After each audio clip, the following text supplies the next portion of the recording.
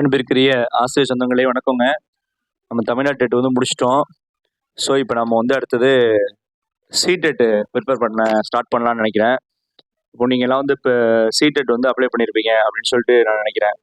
ஒருவேளை நீங்கள் யாரெல்லாம் சிடெட் அப்ளை பண்ணியிருக்கீங்க அப்படின்னு பார்த்தீங்கன்னா, அவங்க வந்து நம்ம இந்த சேனலை வந்து தொடர்ந்து நீங்கள் ஃபாலோ பண்ணிக்கோங்க. இந்த மீன் டைம் நம்ம தமிழ்நாடு டெட் சம்மந்தமாக உங்களுக்கு வந்து என்னென்ன அப்டேட்ஸ் வருது, இந்த கோர்ட் கேசஸ் பற்றி ஏதாவது அப்டேட் வருதா, இதெல்லாம் நம்பிக்கைக்குரிய அப்டேட் ஏதாவது இருக்கா, அது மாதிரி இருந்தால் நம்பிக்கைக்குரிய விஷயமா இருந்தால் நான் உங்களுக்கு ஷேர் பண்ணுறேன். இல்லை அநேகமாக நாளைக்கு வந்து நமக்கு அஃபிஷியல் கீ வந்துடும். டிஆர்பி சார்பாக விட்டுருவாங்க, அதை நான் உங்களுக்கு கொடுக்குறேன். ஸோ இந்த மீன் டைமில் நம்ம வந்து சிடெட்டுக்கு ப்ரிப்பேர் பண்ணலாம். சிடெட்டை பொறுத்த வரைக்கும் சிடெட்டுக்கும் தமிழ்நாடு டெட்டுக்கு என்ன வித்தியாசம்னு பார்த்தீங்கன்னா, தமிழ்நாடு டெட்டில் லைன் பை லைனாக வந்து கொஷின்ஸ் எடுத்து கேட்பாங்க. But CTET purely based on pedagogical, அதாவது வந்து கற்பித்தல் முறைகள் தான் அதில் நிறைய வரும். ஸோ வந்து நமக்கு ஒரு நல்ல எக்ஸ்பீரியன்ஸ் டீச்சராக இருந்தோம்னாலே இன்னொன்று நம்ம வந்து அதை ஓரளவு நல்லா படித்து புரிஞ்சுக்கிட்டோம்னா போதும், நம்மளால ஈஸியாக சிடெட்டை கிளியர் பண்ணிட முடியும்.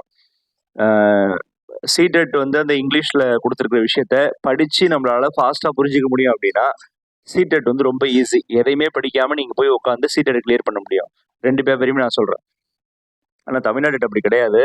நம்ம வந்து ரொம்ப லைன் பை லைனாக பற்றியே படித்தா கூட சம்டைம்ஸ் வந்து கிளியர் பண்ணுறது கஷ்டமாக இருக்கும். அதனால் நீங்கள் வந்து சிடெட் மேலே வந்து ரொம்ப நம்பிக்கை வைக்கலாம்.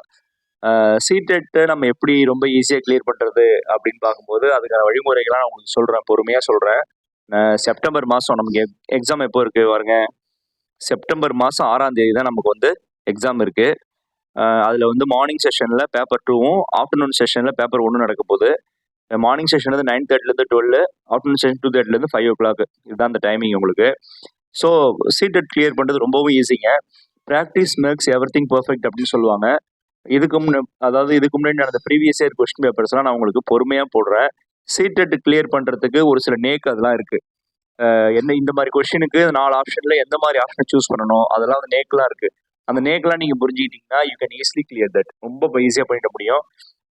ஸோ நம்ம வந்து என்ன பண்ண போகிறோம்னா, அடுத்த ஒரு 2 மாதத்துக்கு பொறுமையாக 10 கொஸ்டினாக ப்ரீவியஸ் இயர் கொஸ்டின் படித்து அதாவது மீனிங்கை புரிஞ்சுக்க போகிறோம். மீனிங்கை நீங்கள் பொறுமையாக புரிஞ்சுக்க ஆரம்பிச்சிட்டிங்கன்னா அப்புறம் எக்ஸ்பீரியன்ஸில் அது மீனிங் அண்டர்ஸ்டாண்டிங் ஃபாஸ்ட்டாக வந்துடும்.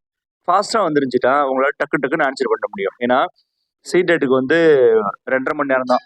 பட் தமிழ்நாடு டெட்டு 3 மணி நேரம். நம்ம பொறுமையாக கூட இது பண்ணுவோம். பட் சிடெட் வந்து 2.5 மணி நேரம் தான். அதை நீங்கள் ஃபாஸ்ட்டாக அண்டர்ஸ்டாண்ட் பண்ணிக்கிறதுக்கு பேராகிராஃப்லாம் வேறு கொடுத்துருப்பாங்க.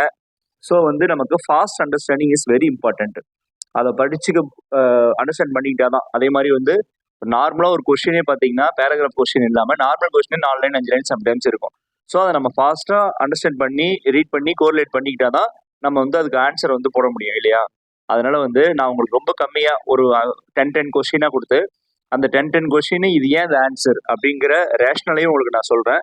ஸோ அந்த நேக்ஸையும் நான் உங்களுக்கு சொல்கிறேன். நிச்சயமாக வந்து நம்ம போடக்கூடிய வீடியோஸ் வந்து உங்களுக்கு யூஸ்ஃபுல்லாக இருக்கும். நீங்கள் வந்து இந்த வீடியோ பாருங்கள், உங்கள் ஃப்ரெண்ட்ஸுக்கு ஷேர் பண்ணுங்கள். நம்ம அடுத்தடுத்து இப்போ ஸ்டார்ட் பண்ணுவோம். மேபி இன்னைக்கு ஈவினிங்கே கூட ஒரு 10 கொஸ்டின்ஸ் நான் உங்களுக்கு போடுறேன். மனம் தளராமல் இருங்க. சிடெட் கிளியர் பண்ணுறது ரொம்பவும் ஈஸி. நீங்கள் ஈஸியாக ஃபர்ஸ்ட் அட்டெம்ப்ட் கிளியர் பண்ண முடியும். ஓகேவா? அடுத்த வீடியோஸில் சந்திக்கலாம். தேங்க்யூங்க.